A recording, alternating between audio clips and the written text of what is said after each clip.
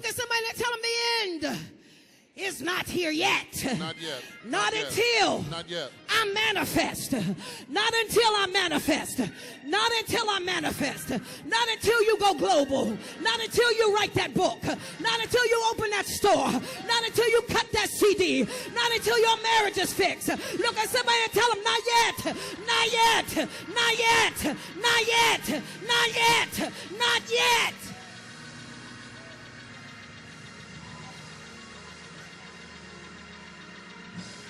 I've come to prophesy. There's a glory coming over you. There's getting ready to be a power upon you. You're getting ready to manifest in regions and places you didn't even know. God is getting ready to do something supernatural because he's got the attention of the sinner. And now that he's got their attention, he's getting ready to push you to the forefront. You're going to have a word. You're going to calm their hearts. You're going to speak to their spirits. You're going to lay hands. He's saying, listen, as bad as it's getting, you need to see it's getting ready to get better for you. Somebody is going to be bad for them, but good for you.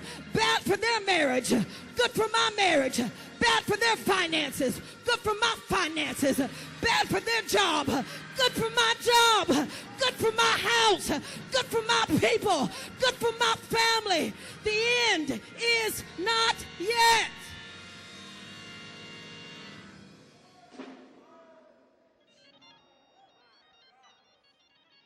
In fact, we don't have all much of time, these calamities, Speak, Bishop. I feel the calamities are mere open invitations for the sons of God to manifest.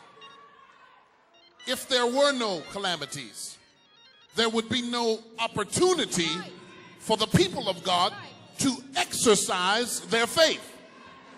And so if your cupboards are full, there's no need to have faith that God will fill them.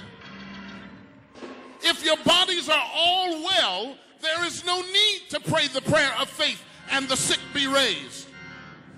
If ain't nobody dying around you, there's no need for the power to raise the dead. But God said in the last day, he said, I'll pour out my spirit on all flesh, young folks, old folks. Old folks. He said, my sons and my daughters, they'll prophesy, they'll lay hands on the sick, and they shall recover. Look at somebody and tell them it's a setup. Just an it's opportunity. a setup. It's an opportunity. Listen, we want you to go to your job tomorrow. We want you to ask people, what are you concerned about? And then get to praying. Pray for the boss.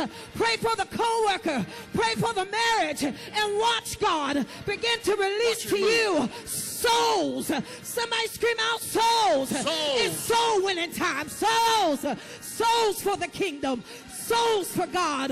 Souls for Jesus. It ain't time yet.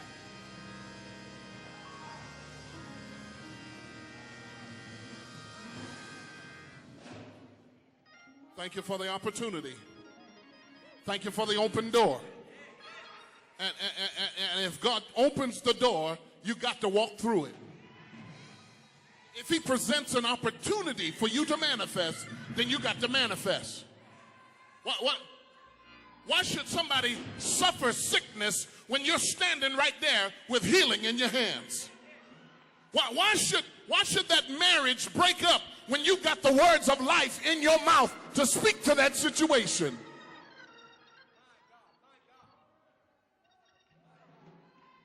Let nobody else die around you.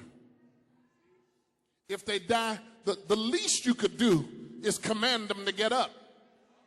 If they don't get up, that's a whole nother story. But you've done your part. My prayer is that the saints of God would get so on fire, we'd go into hospitals and sick rooms, we'd go in and start turning hospitals out. Walking through ICU. I wish I was near wherever they were in Arizona. I'd have went straight to the hospital, but I sent the word. I sent the word to that woman. They were saying she was dead. I had already sent the word, and I was perplexed And I went on about my business, and I came back later, and they said, she's not dead. She's fighting for her life. I said, God, you're still answering prayer. Isn't it something how folks will write you off and call you dead when God is working on your behalf? That's what he's doing in some of your lives. Some folks have wrote you off. Some folks have said you're dead, never to rise again. But I hear the Holy Ghost saying, don't count me out. Don't count me out. Because I'm about to manifest up in here.